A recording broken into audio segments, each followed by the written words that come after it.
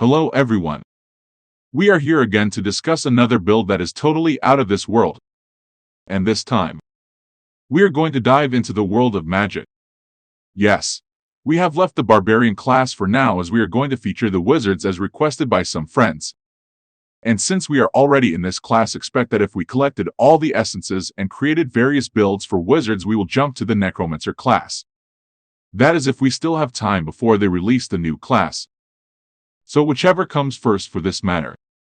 Now, allow me to introduce my very first wizard PvP and PvE build, the moving turret.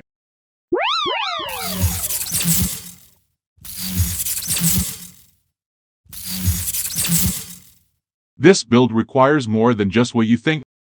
It is a combination of damage, awareness, and skillful movement, allowing you to target your enemies and at the same time be aware of the surroundings so you can just go in and out of the battle, as this build only works mid-range. And you can't compromise your damage over defense due to the fact that the wizards are one of the damage dealers in the game. So taking away their damage and replacing it with defenses will invalidate their purpose in the game. Though I'm not saying that you cannot do that, at least be ready for the consequences. So now let's begin. By the way, I still don't have green items, but here's what you need for that. 4 pieces of banquet and 2 pieces of grace. Moving on. For the helm gear, we have the Mask of Illusions. This can modify your teleport skill and make you invisible when you teleport and leave a mirror image behind, and has a maximum of 3 charges.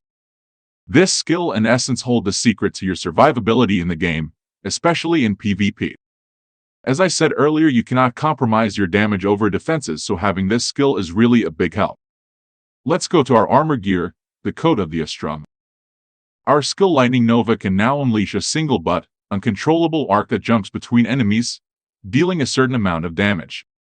What's special to this essence is that even if you're in a state of loss or total loss of control, Lightning Nova will continue to attack every single enemy with above average range, giving you the chance to kill whoever is attacking you and a chance to survive and run away.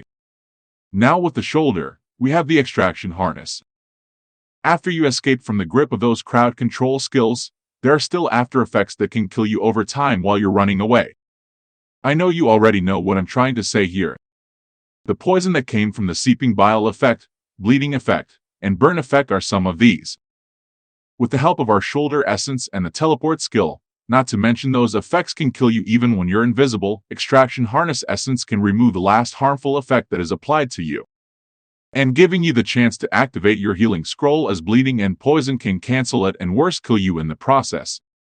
Now let's move to our pants gear, the Novel Castigation.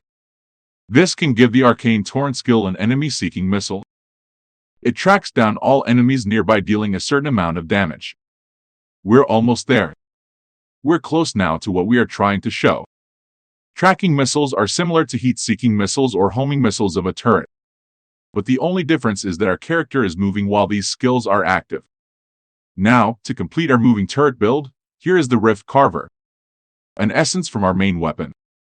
If the enemy-seeking missile is not enough for you, brace yourselves for this one, as this essence modifies our skill, the Arcane Torrent, to a literal flak turret. And this also moves with you. Arcane Torrent now rapidly fires random missiles around you, dealing damage to any enemies it hits nearby. With this, and the tracking missiles, combined with the modified Lightning Nova, you truly are now a powerhouse.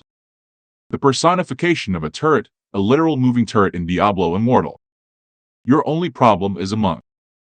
They can jump right at you just by hitting their primary attack and casting their ever-powerful skill, the Wave of Light.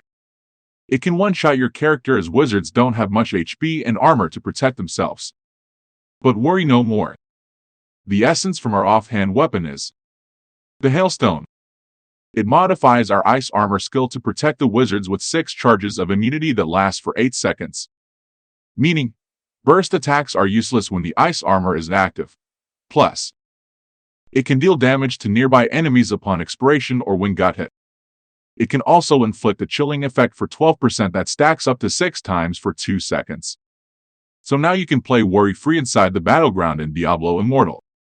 Now let's go to PvE side of this build. It has the same component as the PvP. The only differences are the shoulder and the offhand weapon. For the shoulder gear, we have the Spars of Energy. This is great for field grind farming or speed runs in dungeons as it can generate charges with your teleport skill whenever you kill an enemy once every 30 seconds. So this is more on your mobility, that's why I included it in PvE. Let's go to our offhand for this PvE side. Since combat rating is the most important factor when it comes to PvE and your stats are usually higher than the monsters, we have changed the ice armor essence and switched from defense mode to attack mode. We have replaced the hailstone with the winter's eye essence, and now the ice armor skill no longer absorbs damages or shields us. Instead, it produces an ice storm around your character that continually deals a certain amount of damage and inflicts 40% chill for 8 seconds. So, that's all for today's video, guys. Expect more in the following weeks as we unveil the secrets of magic. I will leave you now with a compilation video using this build.